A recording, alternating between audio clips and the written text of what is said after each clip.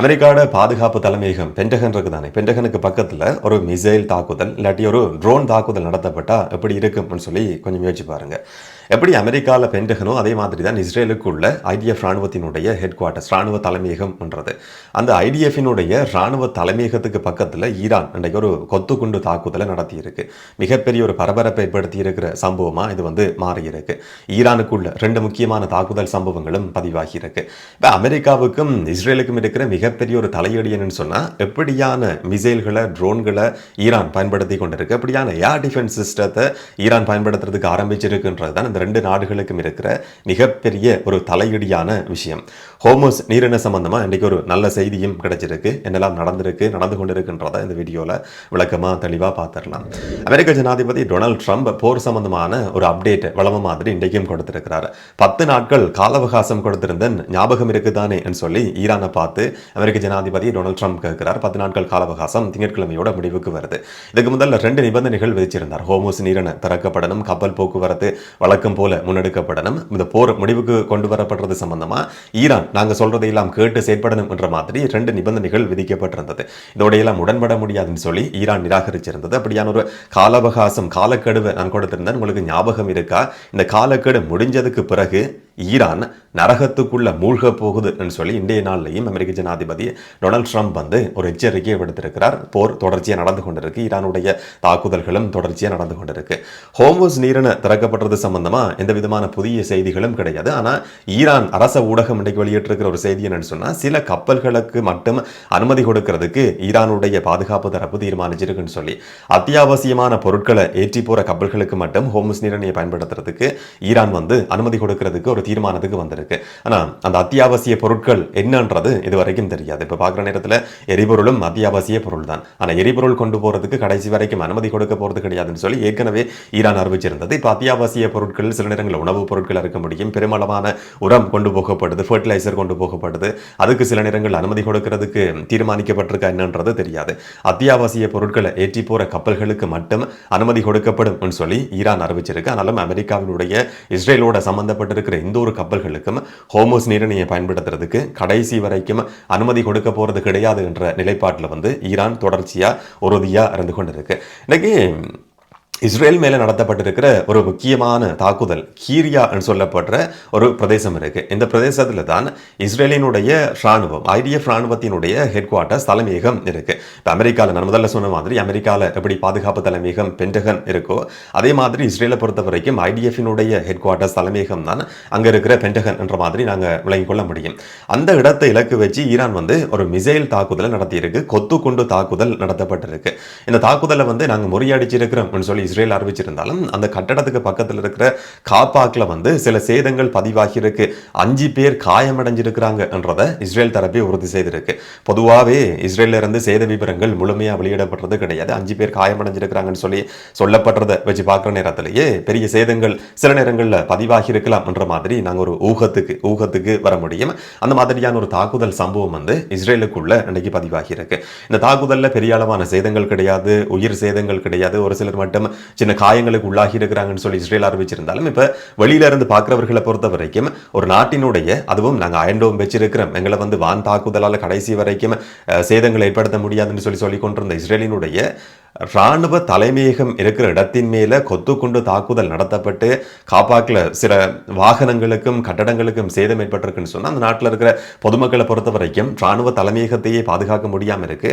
பொதுமக்களை எப்படி உங்களால் பாதுகாக்க முடியும் என்ற மாதிரியான ஒரு பிம்பத்தை அது சில நேரங்களில் உருவாக்க முடியும். ஆனால் 2 நாட்களுக்கு முதல்ல ஒரு சில ஊடகங்களில் வெளிவந்த செய்தி என்னன்னு சொன்னா, என்னதான் இந்த மாதிரியான சேதங்கள் பதிவானாலும் மிசைல் ட்ரோன் தாக்குதல்கள் ஈரானால தொடர்ச்சியாக இஸ்ரேலுக்குள்ள நடத்தப்பட்டு வந்தாலும் கூட, ஈரானுக்கு எதிரான இஸ்ரேலினுடைய தாக்குதலை நாங்கள் ஆதரிக்கிறோம் என்ற மாதிரி தானே பெரும்பாலான இஸ்ரேலியர்கள் இருக்கிறார்கள் என்ற மாதிரி ஒரு சில ஊடகங்கள் செய்தி வெளியிட்டிருந்ததையும் பார்க்க முடிஞ்சது. ஆனால் ராணுவ தலைமையகத்தின் மேலே அந்த இடம் இலக்கு வைக்கப்பட்டு நடத்தப்பட்டிருக்கிற தாக்குதல் என்றது என்ன சொன்னால், ஏர் டிஃபென்ஸ் சிஸ்டத்தாலேயோ இல்லாட்டி அயன் டோமாலேயோ இந்த கொத்து குண்டுகளை முறியடிக்க முடியாது என்ற மாதிரி இதுக்கு முதல்லையும் நாங்கள் செய்திகளில் பார்த்திருந்தோம். அந்த மாதிரியான ஒரு பின்புலத்தில் கொத்து குண்டு பயன்படுத்தப்பட்டு ஐடிஎஃபினுடைய தலைமையகம் இலக்கு வைக்கப்பட்டு ஒரு தாக்குதல் நடத்தப்பட்டிருக்கு. இந்த தாக்குதல் நடத்தப்பட்டதுக்கு பின்னால ஒரு காரணம் இருக்கு. ஈரானுக்குள்ள நடத்தப்பட்டிருக்கிற 2 முக்கியமான தாக்குதல் சம்பவங்கள். முதலாவது ஒரு தொழிற்பேட்டை என்று சொல்லப்பட்ட ஒரு சில தொழிற்சாலைகள் இருக்கிற 3 முக்கியமான தொழிற்சாலைகள் இருக்கிற, அதுலயும் குறிப்பா சாதாரணமான தொழிற்சாலைகளும் கிடையாது, பெட்ரோ கெமிக்கல் தொழிற்சாலைகளோட சம்பந்தப்பட்டிருக்கிற சில இடங்கள் அமெரிக்காவாலையும் இஸ்ரேலாலையும் ஈரானுக்குள்ள இன்னைக்கு இலக்கு வைக்கப்பட்டிருந்தது. பெட்ரோ கெமிக்கல் வந்து ஈரானுடைய பொருளாதாரத்தில் முதுகெலும்பா கருதப்படுற ஒரு விஷயம். இப்ப எங்கட நாட்டில் வந்து எப்படி ஆடை தொழிற்சாலையும் தேயிலை ஏற்றுமதியும் இருக்கும், அதே மாதிரி பெட்ரோ கெமிக்கல் என்று சொல்லப்படுற விஷயத்தை பொறுத்த வரைக்கும் ஈரானுடைய முதுகெலும்பு. எரிபொருள் ஒரு பக்கம் ஏற்றுமதி செய்யப்பட்டாலும் இந்த பெட்ரோ கெமிக்கலை பொறுத்த வரைக்கும், அதாவது எரிபொருள் ஒயிலினுடைய ரசாயன பதார்த்தமா பார்க்கப்படுற ஒரு விஷயம். இதை வச்சு கொண்டு உரம் தயாரிக்கப்படுது, பிளாஸ்டிக் தயாரிக்கப்படுது, ஏற்றுமதி செய்யப்பட்ட பொருட்களுக்கான மூலப்பொருள் எல்லாமே இந்த இடத்துல இருந்து தான் பெற்றுக்கொள்ளப்படுது. இப்போ வெளிநாட்டு வருமானத்தை பெற்றுக்கொள்றதுலையும் தொழில் வாய்ப்புகளை உருவாக்குறதுலையும் இந்த தொழில் பேட்டைகளுக்கு முக்கியமான ஒரு இடம் இருக்கு. பொருளாதாரத்தினுடைய கிட்டத்தட்ட முதுகெலும்பு மாதிரி கருதப்படுற ஒரு விஷயம் தான் இந்த பெட்ரோ கெமிக்கல் தொழிற்சாலைகள்ன்றது. அதை இயக்கி கொண்டிருந்த ஒரு நிறுவனத்துக்கு அமெரிக்கா ஏற்கனவே தடை விதிச்சிருந்தது. இது ராணுவத்தோட சேர்ந்து செயற்படுற ஒரு நிறுவனம், ஐஆர்ஜிசி படைப்பிரிவோட ஈரானுடைய அரச படையோட சேர்ந்து செயற்படுற ஒரு நிறுவனம். இதனால இந்த நிறுவனத்துக்கு நாங்கள் தடை விதிக்கிறோம் சொல்லி அமெரிக்கா வந்து சில வருஷங்களுக்கு முதலேயே தடை விதிச்சிருந்தது. அந்த மாதிரியான நிறுவனத்தால் செயற்படுத்தப்படுற சில தொழிற்சாலைகள் இலக்கு வைக்கப்பட்டு மோசமான ஒரு தாக்குதல் சம்பவம் இஸ்ரேலாலையும் அமெரிக்காவாலையும் நடத்தப்பட்டிருக்கு. இதுல பெரிய அளவான சேதங்கள் பதிவாகி இருக்கலாம் என்றதுதான் சர்வதேச ஊடகங்கள் குறிப்பிடுற ஒரு விஷயம். இப்ப பொருளாதாரத்தோட சம்பந்தப்பட்டிருக்கிற இடங்கள் இலக்கு வைக்கப்படுறது அதிகரிச்சு கொண்டே போகுது. ஏற்கனவே கற்காலத்துக்கு ஈரான் நாங்கள் அனுப்ப போறோம் சொல்லி அமெரிக்க ஜனாதிபதி டொனால்ட் ட்ரம்ப் வந்து ஒரு எச்சரிக்கையை விடுத்திருந்தார். அவருடைய எச்சரிக்கையை உறுதிப்படுத்துற மாதிரி அவர் என்னதான் மாறி மாறி கதைச்சு கொண்டிருந்தாலும் ஈரானுக்குள்ள நடத்தப்பட்ட தாக்குதல்களை பொறுத்த வரைக்கும் பொது கட்டடங்கள், சுகாதாரத்தோடு சம்பந்தப்பட்டிருக்கிற கட்டடங்கள், லைப்ரரி தாக்கப்படுறது, கல்வியோடு சம்பந்தப்பட்டிருக்கிற நிறுவனங்கள் தாக்கப்படுறது, உட்கட்டமைப்பு வசதிகள், எண்ணெய் களஞ்சிய சாலைகள், பாலங்கள் சேதமாக்கப்படுறது, இப்ப பொருளாதாரத்தினுடைய முதுகெலும்பா கருதப்படுற பெட்ரோ கெமிக்கல் தொழிற்சாலைகள் தாக்கப்பட்டதெல்லாம் பார்க்கிற நேரத்தில் ஈரான் இந்த பாதிப்புகள்ல இருந்து மீண்டு வர்றதுக்கு தான் போர் முடிவுக்கு வந்தாலும் அந்த பழைய நிலைமைக்கு திரும்புறதுக்கு வந்து பல தசாப்தங்கள் சில நேரங்களில் தேவைப்படலாம். இதுதான் அமெரிக்க ஜனாதிபதி டொனால்ட் ட்ரம்ப் இல்லாட்டி அமெரிக்காவினுடைய பாதுகாப்பு செயலாளர் பீட் விடுத்திருந்த எச்சரிக்கையை பொறுத்த வரைக்கும் கற்காலத்துக்கு ஈரானை கொண்டு போக போறோம் என்ற மாதிரி எச்சரிக்கை விடுக்கப்பட்டிருந்தது. அதை உறுதிப்படுத்துற மாதிரியான ஒரு சில தாக்குதல் சம்பவங்களா இதை வந்து பார்க்க முடியும். இரண்டாவது முக்கியமான ஈரானுக்குள்ள நடத்தப்பட்டிருக்கிற இன்றைய காலையில் நடத்தப்பட்டிருக்கிற தாக்குதல் என்று சொன்ன ஈரானுக்குள்ள இருக்கிற ஒரே ஒரு அணுமின் உற்பத்தி நிலையம், அணு ஆயுதம் கிடையாது, அணுமின் உற்பத்தி நிலையத்தின் மேல திரும்பவும் பஷேன்னு சொல்லப்படுற அணுசக்தி கட்டமைப்பு மேல் அந்த இடம் இலக்கு வைக்கப்பட்டு திரும்பவும் இஸ்ரேலும் அமெரிக்காவும் ஒரு தாக்குதல் நடத்தி இருக்கு. இதனால் நேரடியா அந்த ரியாக்டருக்கு வந்து அதில் இருக்கிற கட்டமைப்புகளுக்கு எந்த விதமான சேதங்களும் கிடையாது என்றதுதான் ஈரான் தரப்புல இருந்து உறுதி செய்யப்பட்டிருக்கிற ஒரு விஷயம். இந்த இடத்தை பொறுத்த வரைக்கும் ரஷ்யாவும் ஈரானும் சேர்ந்து இந்த இடத்தை வந்து செயற்படுத்தி கொண்டிருக்கு. இந்த இடத்துல இருந்து கிட்டத்தட்ட 200 தொழிலாளர்களை ரஷ்யா அந்த இடத்துல இருந்து வெளியேற்றி இருக்கு. இந்த தாக்குதலுக்கு கடுமையான கண்டனங்களை ரஷ்யா தெரிவிச்சிருக்கு. ரஷ்யர்கள் யாரும் காயமடையில, ஒரு சிலர் உயிரிழந்திருக்கிறாங்க என்ற மாதிரியும் உறுதிப்படுத்தப்படாத சில செய்திகள் வெளிவந்திருந்தது. சிலர் காயமடைஞ்சிருக்கிறாங்க. இந்த இடம் இலக்கு வைக்கப்பட்டு தாக்குதல் நடத்தப்பட்டிருக்கிற 4வது சந்தர்ப்பம் இது. இந்த இடம் தாக்கப்படக்கூடாது என்று சொல்லி சர்வதேச அமைப்புகளா இருக்கலாம், இல்லாட்டி ரஷ்யா, ஈரான் இந்த மாதிரியான நாடுகள் தொடர்ச்சியா சொல்லிக் கொண்டிருக்கிறதுக்கு பின்னால் இருக்கிற காரணம் என்னன்னு சொன்னா, முதலாவது காரணம் வந்து அணுசக்தி மின் கட்டமைப்போட சம்பந்தப்பட்டிருக்கிற இயங்குற நிலையில் இருக்கிற ஒரே ஒரு அணுசக்தி மின் நிலையம். இந்த இடம் இலக்கு வைக்கப்பட்டு தாக்குதல் நடத்தப்பட்டு மிகப்பெரிய ஒரு சேதம் பதிவாகுமா இருந்தா ஒட்டுமொத்த ஈரானும் கிட்டத்தட்ட இருள மூழ்கிற மாதிரியான ஒரு நிலைமை வந்து உருவாக முடியும். இது முதலாவது காரணம். இரண்டாவது பாரதூரமான ஒரு விஷயம் என்னன்னு சொன்னா, இங்கிருந்து கதிர்வீச்சுக்கள் கசிய ஆரம்பிக்குமா இருந்தா அது ஈரானுக்கு மட்டும் கிடையாது, பக்கத்தில் இருக்கிற நாடுகளையும் பாதிக்கிற ஒரு விஷயமா இருக்கும். இதனால்தான் சர்வதேச முகவர் அமைப்புகள் கூட தொடர்ச்சியான எச்சரிக்கைகளை விடுத்துக் கொண்டிருக்கு. இந்த இடத்தின் மேல தாக்குதல் நடத்தப்படக்கூடாது, கதிர்வீச்சு கசிவு ஏற்பட முடியும், ஒட்டுமொத்த ஈரான மட்டும் இல்லாம அந்த பிராந்தியத்திலேயே மிகப்பெரிய மோசமான விளைவுகள் ஏற்படுத்தலாம் என்ற மாதிரி எச்சரிக்கை விடுக்கப்பட்டிருந்தது. பக்கத்தில் இருக்கிற சவுதி அரேபியா, கட்டார் இந்த மாதிரியான நாடுகளில் கூட மிகப்பெரிய ஒரு சுற்றாடல் அழிவை இது ஏற்படுத்தும் என்ற எச்சரிக்கை ஏற்கனவே விடுக்கப்பட்டிருக்கிற பின்புலத்தில் திரும்பவும் பஷிய மின்சக்தி கட்டமைப்பு மேல, அணுசக்தி கட்டமைப்பு மேல 4வது தடவையாகவும் அமெரிக்கா வந்து இந்த மாதிரியான ஒரு தாக்குதலை நடத்தி கொண்டிருக்கு. இப்ப அமெரிக்காவுக்கும் இஸ்ரேலுக்கும் இருக்கிற மிகப்பெரிய ஒரு தலையீடு என்னன்னு சொன்னா, ஈரான் பயன்படுத்துற ஆயுதங்கள் என்னன்றது. நேற்றைய வீடியோல நாங்க பார்த்திருந்தோம், அமெரிக்காவினுடைய F-15E ரகத்தை சேர்ந்த ஃபைட்டர் ஜெட் வந்து சுட்டு வீழ்த்தப்பட்டிருந்தது. அதுல ஒருத்தரை வந்து பைலட்டை காப்பாற்றி இருக்கிறோம்னு சொல்லி அமெரிக்கா அறிவிச்சிருந்தது. அதுவும் இதுவரைக்கும் 100% ஆதாரத்தோட உறுதி செய்யப்படல. அதுல இருந்த 2வது நபர், 2வது க்ரூ மெம்பரை தேடி தொடர்ச்சியா ஈரான் தேடி கொண்டிருக்கு, அமெரிக்காவும் தேடி கொண்டிருக்கு. இரவு பகல இப்ப கிட்டத்தட்ட 1.5 நாட்கள் கடந்திருக்கு. இதுக்கு பிறகும் தேடுறது சவாலானது என்ற மாதிரி ஒரு சில நிபுணர்கள் சொல்லி இருந்ததையும் பார்க்க முடிஞ்சது. ஆனா அவர் வந்து சில நேரங்களில் பாதுகாப்பாக இருக்க முடியும். அதுக்கான கடுமையான பயிற்சிகள் அந்த மாதிரியான நபர்களுக்கு கொடுக்கப்பட்டிருக்கும். எந்த இடத்துல போயிருந்தாலும், காடுகளுக்குள்ள மலைகளுக்குள்ள போயிருந்தாலும் என்ன கிடைக்குதோ, நான் சொல்றது உங்களுக்கு விளங்கும்னு சொல்லி நினைக்கிறேன், கண்ணுக்கு முன்னுக்கு என்ன இருக்கோ அதை சாப்பிட்டு கடைசி வரைக்கும் உயிர் வாழக்கூடிய அளவுக்கு வரைக்கும் அவர்களுக்கு கடுமையான பயிற்சி கொடுக்கப்பட்டிருக்கிற நபர்கள் என்ற மாதிரியும் ஒரு சில நிபுணர்கள் சொல்லியிருந்ததையும் பார்க்க முடிஞ்சது. பகல் நேரத்தில் அவரை தேடி கண்டுபிடிக்கிறது சவாலானது, இரவு நேரத்தில் தான் தேடுதல் நடவடிக்கைகளை முன்னெடுக்க முடியும் என்ற மாதிரியும் இன்னைக்கு ஒரு சில செய்திகள் வெளிவந்திருந்ததை பார்க்க முடிஞ்சது. இரண்டாவது நபர் எங்க இருக்கிறார் என்றது இதுவரைக்கும் தெரியாது. இன்னும் ஒரு பக்கம் நேற்றைய நாளில் வந்து ஹோமோஸ் நீரணைக்கு பக்கத்தில் வந்து A10 தண்டர்போல்ட் 2 சொல்லப்படுற ஒரு ஃபைட்டர் ஜெட்டும் சுட்டு வீழ்த்தப்பட்டிருந்தது. அதுல இருந்த விமானி வந்து உயிரோட மீட்கப்பட்டார் என்ற மாதிரியான செய்திகள் வெளிவந்திருந்தது. இந்த மாதிரியான அமெரிக்காவினுடைய ஹெலிகாப்டர்கள், போர் விமானங்கள் தொடர்ச்சியாகவே சுட்டு வீழ்த்தப்பட்டு வருது. ஈரான் பயன்படுத்தி கொண்டிருக்கிற ஏர் டிஃபென்ஸ் சிஸ்டம் என்ன, எப்படியான ஆயுதங்களை ஈரான் பயன்படுத்துது என்றதான் அமெரிக்காவுக்கு இருக்கிற மிகப்பெரிய ஒரு தலையீடு.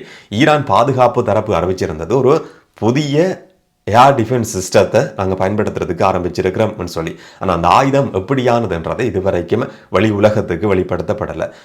இளைஞர்களால் தயாரிக்கப்பட்டிருக்கிற அதிநவீன தொழில்நுட்பத்தை கொண்டிருக்கிற ஏர் டிஃபென்ஸ் சிஸ்டத்தை இளம் விஞ்ஞானிகளால், ஈரானுடைய இளம் விஞ்ஞானிகள் தயாரிச்சிருக்கிற ஒரு அதிநவீனமான ஏர் டிஃபென்ஸ் சிஸ்டத்தை நாங்கள் களமிறக்கி இருக்கிறோம்னு சொல்லி ஈரான் அறிவிச்சிருந்தது. அது எப்படியான சிஸ்டம், அது எப்படி செயற்படும் என்றது இதுவரைக்கும் யாருக்கும் தெரியாது, அமெரிக்காவுக்கும் தெரியாது, இஸ்ரேலுக்கும் தெரியாது, ஊடகங்கள்லையும் அதை பற்றின எந்த விதமான தகவல்களும் தெரியாது.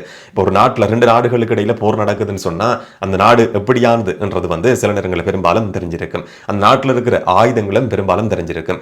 இப்போ ஈரான் பயன்படுத்தி கொண்டு இருக்கிற ஏர் டிஃபென்ஸ் சிஸ்டம் எப்படியானது, எதிரிட கையில வந்து எப்படியான ஆயுதம் இருக்குன்னு சொல்லி தெரியாம, கத்தி இருக்கா துப்பாக்கி இருக்கான்னு சொல்லி தெரியாம போராடுறதை பொறுத்த வரைக்கும் மிகப்பெரிய ஒரு நெருக்கடியானது, சவாலானது. அப்படியான ஒரு நெருக்கடி தான் இப்ப அமெரிக்காவுக்கும் இஸ்ரேலுக்கும் ஏற்பட்டிருக்கு. ஏதோ ஒரு புது அதிநவீனமான தொழில்நுட்பத்தையும் அதிநவீனமான ஏர் டிஃபென்ஸ் சிஸ்டத்தையும் ஈரான் பயன்படுத்த ஆரம்பிச்சிருக்கு என்றது ஏற்கனவே ஊகிக்கப்பட்ட ஒரு விஷயம். அதை வந்து ஈரான் தரப்பு இன்னைக்கு உறுதி செய்யற மாதிரியான ஒரு அறிவிப்பையும் வெளியிட்டு வருது. இது ஈரானுக்கும் அமெரிக்காவுக்கும் மிகப்பெரிய தலையீடிய கொடுத்திருக்கிற ஒரு விஷயமாகவும் மாறி இருக்கு. இன்னைக்கு அமெரிக்காவுக்குள்ள இருந்து 2 பேர் நாடு கடத்தப்பட இருக்கிறாங்கன்ற ஒரு செய்தி வெளிவந்திருந்தது. நேற்றைய நாளில் கைது செய்யப்பட்டிருக்கிற ஈரான் பிரஜைகள் 2 பேர், 2 பேரும் முக்கியமான நபர்கள். இந்த போரோட வந்து மறைமுகமா இது ஏதோ ஒரு விதத்தில் சம்பந்தப்பட்டிருக்கு.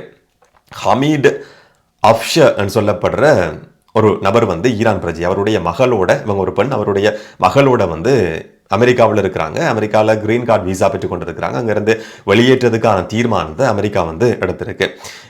கொசேம் சொலைமானி என்று சொல்லப்படுற ஒரு நபர், இதுக்கு முதல்ல நாங்கள் செய்திகளில் அவரை பற்றி பார்த்துருக்கிறோம். IRGC படைப்பிரிவினுடைய தளபதியாக இருந்த ஒரு நபர் 2020ஆம் ஆண்டு காலகட்டத்தில் ஈராக்கில் வச்சு அமெரிக்கா நடத்தின ஒரு தாக்குதலில் கொலை செய்யப்பட்டிருந்தார். அமெரிக்க படைகள் பெருமளவில் கொலை செய்யப்பட்டதில் முக்கியமான ஒரு நபராக இருக்கிறவர், இந்த தளபதியாக கருதப்பட்டவர்.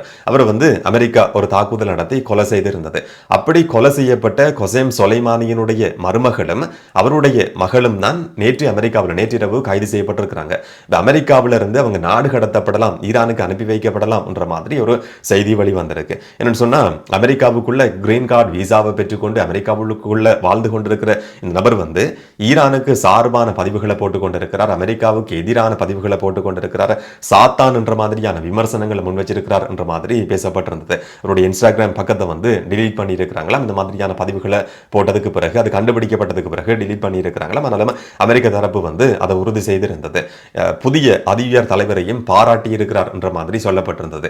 அமெரிக்காவுக்குள்ள இருந்து கொண்டு அமெரிக்காவுக்கு எதிரான கருத்துக்களை சொல்ல முடியாது, ஈரானுக்கு சார்பாக செயற்பட முடியாது என்ற காரணத்தினால இவரை நாங்கள் வெளியேற்றோம் சொல்லி அமெரிக்கா ஒரு தீர்மானத்துக்கு வந்திருக்கிறதா சொல்லப்பட்டது. IRGC படைப்பிரிவினுடைய தளபதியிட மருமகள் இருக்கிற ஒரு நபரை, அமெரிக்காவுக்குள்ள இதுவரை காலமும் வாழ்ந்து கொண்டிருந்த ஒரு நபரை திடீர்னு சொல்லி கைது செய்து நாங்கள் வெளியேற்றுறதுக்கு நடவடிக்கை எடுத்திருக்கிறோம், தீர்மானிச்சிருக்கிறோம் சொல்லி அமெரிக்கா அறிவிச்சிருக்கு. குடியுரிமை சம்பந்தப்பட்டிருக்கிற ஒரு பிரச்சனையாகவும், இல்லாட்டி அங்க அமெரிக்காவுக்குள்ள வாழ்ந்து கொண்டிருக்கிற ஒரு நபர் அமெரிக்காவுக்கு எதிரான நிலைப்பாட்டில் இருக்க முடியாது என்றதும் தான் இதுக்கான காரணம் என்ற மாதிரி இப்ப அமெரிக்கா அறிவிச்சிருக்கு. நீங்க சில நேரங்களில் சதி கோட்பாடுகளை நம்புற ஒரு நபரா இருந்தா, கன்ஸ்பிரசி தியரியை நம்புற ஒருத்தரா இருந்தா, அமெரிக்காவினுடைய ஒரு க்ரூ மெம்பரை ஈரானுக்குள்ள தேடிக்கொண்டிருக்கு. அமெரிக்காவும் ஈரானும் தேடிக்கொண்டிருக்கு. அவர் ஈரான் பிடிச்சிருந்தது என்ற மாதிரி சொல்லப்பட்டிருந்தாலும் ஈரானுடைய அரச ஊடகம் குறிப்பிட்டிருந்தது அவர் இதுவரைக்கும் கண்டுபிடிக்கப்படல, உயிரோட எங்க இருக்கிறார்னு சொல்லி நாங்கள் தேடிக்கொண்டிருக்கிறோம் என்ற மாதிரி அறிவிக்கப்பட்டிருந்தது. ஒரு பக்கம் க்ரூ மெம்பர் தேடப்பட்டு வந்து கொண்டிருக்கிற பின்புலத்தில் அமெரிக்காவுக்குள் இருக்கிற IRGC படைப்பிரிவினுடைய தளபதியிட மருமகள் கைது செய்யப்பட்டு நாடு கடத்தப்பட இருக்கிறார் என்ற செய்தியை பொறுத்த வரைக்கும் நான் முதல்ல சொன்ன மாதிரி ஒரு சதி கோட்பாடு, கன்ஸ்பிரசி தியரியை நம்பக்கூடிய ஒரு நபராக நீங்க இருப்பீங்களா இருந்தா இதுக்கு பின்னால் ஒரு சதி இருக்கலாம் சொல்லியும் சில நேரங்களில் நாங்கள் நினைக்க முடியும். ஆனால் உறுதியான ஒரு விஷயம் கிடையாது. இந்த மாதிரியான ஒரு தீர்மானமும் அமெரிக்காவால் இன்றைக்கு எடுக்கப்பட்டிருக்கு. இந்த போரில் இந்த மாதிரியான பல சம்பவங்கள் இன்றைய நாளில் மட்டும் நடந்திருக்கு. அமெரிக்க ஜனாதிபதி டொனால்ட் ட்ரம்ப் தான் கொடுத்திருக்கிற கால அவகாசம், அந்த இறுதி காலக்கெடுவை திரும்பவும் இன்றைய நாளில் ஞாபகப்படுத்தி இருக்கிறதும் முக்கியமாக பார்க்கப்பட்டிருந்தது. இதுக்கு பிறகு என்னதான் நடக்க போகுதுன்றதை நாங்கள் பொறுத்திருந்து பார்க்கலாம். இதை பற்றி நீங்கள் என்ன நினைக்கிறீங்கன்றதை கமெண்ட்ல சொல்லுங்கள். இன்னும் ஒரு வீடியோவில் இன்னும் ஒரு தகவலோட சந்திக்கலாம். வணக்கம்.